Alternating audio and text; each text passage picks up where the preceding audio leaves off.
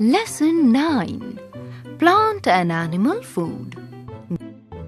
All living beings need air, water and food to live. Food gives us energy to work. Plants also need energy. For this they make their own food. Therefore, they are called producers. The process by which green plants make food is called photosynthesis.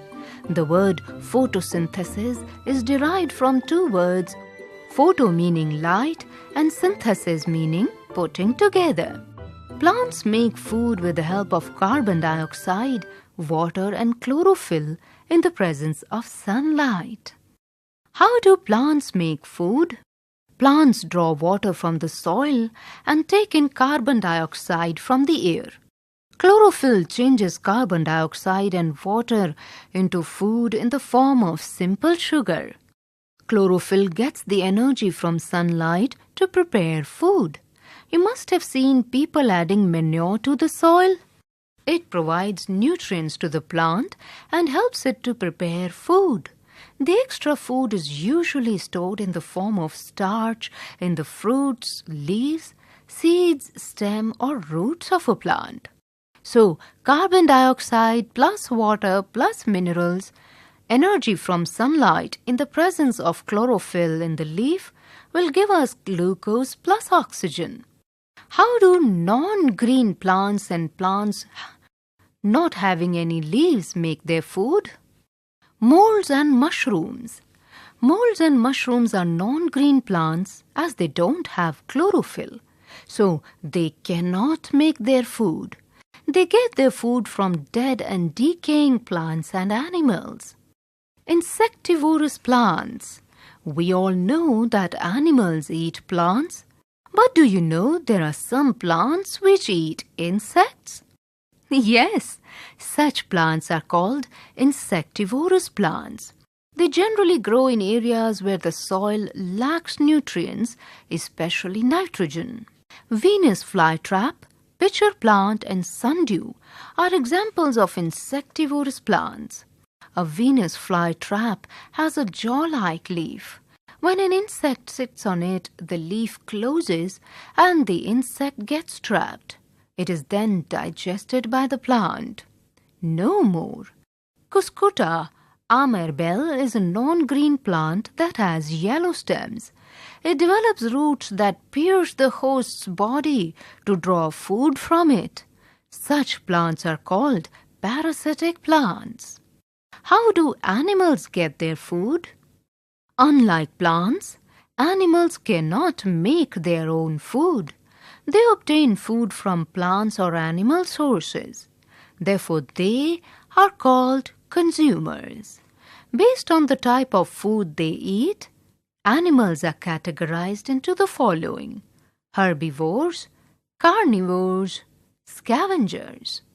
Animals eating only plants or plant products are called herbivores or herbivorous animals. They include camels, giraffes, sheep, buffaloes, elephants, etc. The animals that eat only the flesh of other animals are called carnivores or carnivorous animals. The lion, fox, wolf, etc. are examples of carnivores.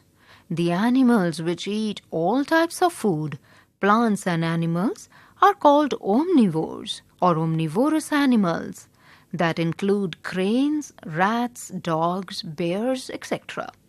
Some animals don't kill other animals for their food, but eat their dead bodies.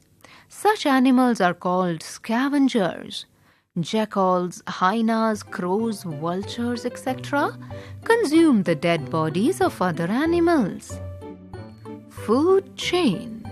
We know that a lion cannot live without herbivores, and herbivores cannot live without grass or plants.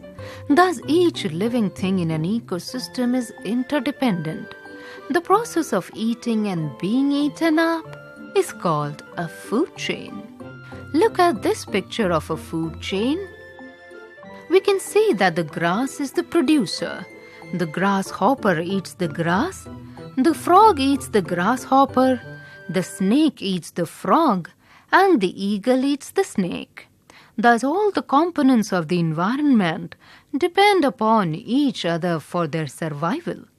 Hence, proper balance between the biotic and abiotic components of the environment is very necessary. Food web.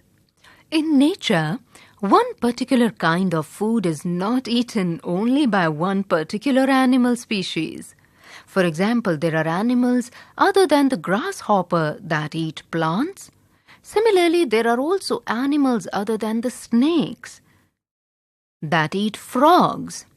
Thus, the different food chains are connected to each other like the web of a spider.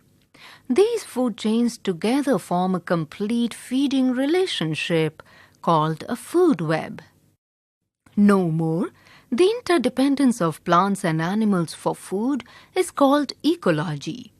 Interdependence in ecosystem. Every component depends on the other for many reasons in an ecosystem. The plants use the sun's energy to make their food. The primary consumers eat the plants. The herbivores become the food of carnivores. When animals die, they are decomposed by the decomposers. The decomposers release nutrients into the soil. The nutrients are useful for the growth of plants. Thus, all the components of an ecosystem are interdependent on one another.